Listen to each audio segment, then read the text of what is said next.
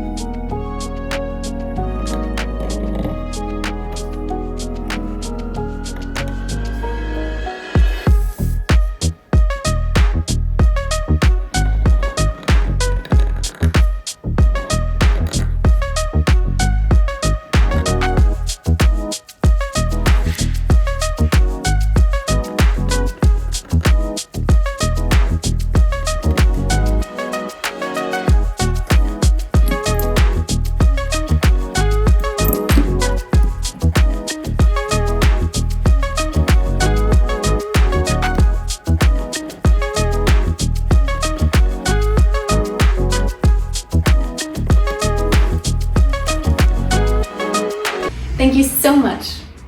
If you like my letters, you can grab my free tracing worksheet, the link is in the comments below. I hope you stick around and learn something and let me know how you like it. Also, I'm already thinking, what could I do next? Do you have a topic in mind you're interested in? Let me know. Bye!